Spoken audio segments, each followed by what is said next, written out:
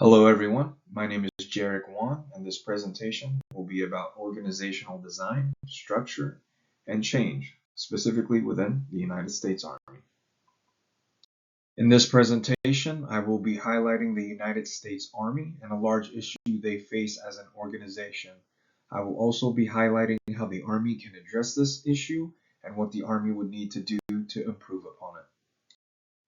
The United States military as a whole is having issues with retaining service members. The total number of active duty service members in the armed forces will drop to 1,284,500 in fiscal year 2024, which is down nearly 64,000 service members in the last 3 years. This is the smallest total for the United States military since 1940, before the United States entry into World War II. The United States Army is down more than 40,000 soldiers, which is 8.4% in 3 years. This issue aligns with people management. The United States Army is failing to keep soldiers in the Army. In a study conducted by CISR in 2018, CISR identified 5 possible knowledge gaps from previous studies on factors affecting retention rates in the Army to include pay, benefits, quality of life, job satisfaction, and duty location. Soldiers leave the Army every day. Some soldiers choose to complete an enlistment term and leave, others are forced out due to various reasons, to include medical issues, legal issues, or failure to adhere to physical standards. In 2014, only 44% of all service members rated their pay and allowances as good or excellent. This percentage is down from 87% in 2009. Soldiers who reported having experienced combat trauma, including wounding or killing someone, or having witnessed a friend killed in combat, were less likely to plan to continue their military service than those who did not. Soldiers have also noted low morale due to many factors of being in the military, to include constant deployments and issues with leadership. Pictured here, we have various reasons for soldiers wanting to leave the Army, to include effects on family and work-life balance. Pay and benefits are contributing factors to reenlistments in the Army. As early as fiscal year 1994, U.S. Congress modified legislation to generate reenlistment bonuses. Reenlistment bonuses were more cost-effective for the U.S. government than an overall increase in a service member's salary. Between the years 2000 and 2008, the Department of Defense budget for reenlistment bonuses increased from $266 million to $625 million for enlistment bonuses, and reenlistment bonuses increased from $891 million to $1.4 billion. Education benefits provided by the military have been a large contributing factor for service members to reenlist. The government-issued GI Bill was passed immediately after World War II so service members could attend college at the government's expense.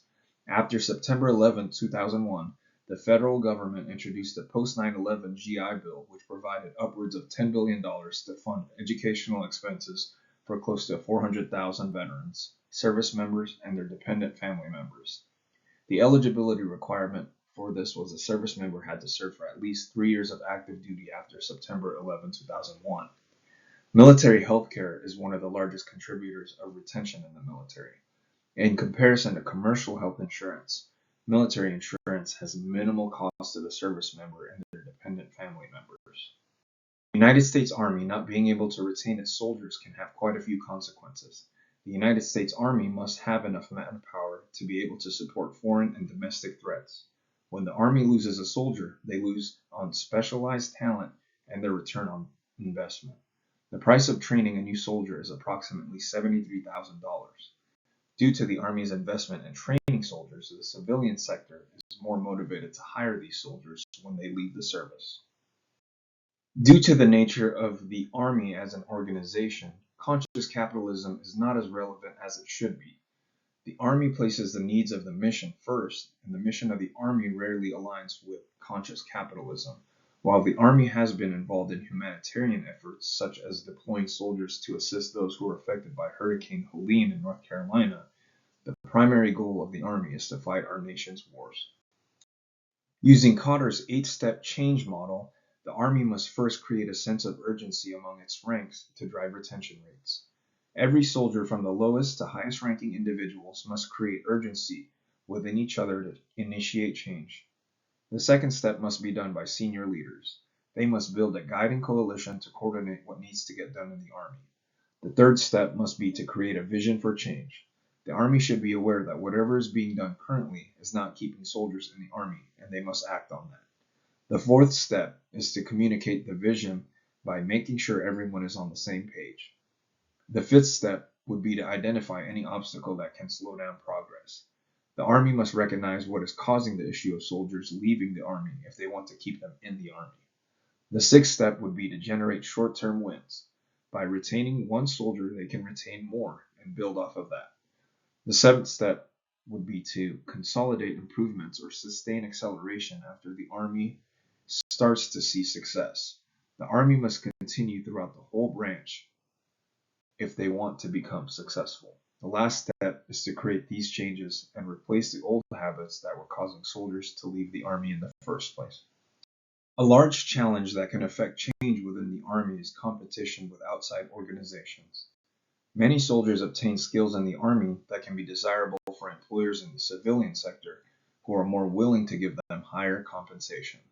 The workload in the civilian sector as opposed to the military sector is also seen as less demanding by soldiers. When tackling the issue of retention in the Army, one must address the needs of the soldier as a large contributing factor of retention. If the needs of the individual are not being met, they will not want to stay with the organization. Maslow's hierarchy of needs include physiological, security, belongingness, esteem, and self-actualization.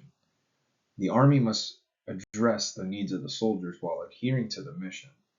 While this may be difficult, it must be done to retain soldiers. The Army must be willing to change if they want to keep soldiers happy.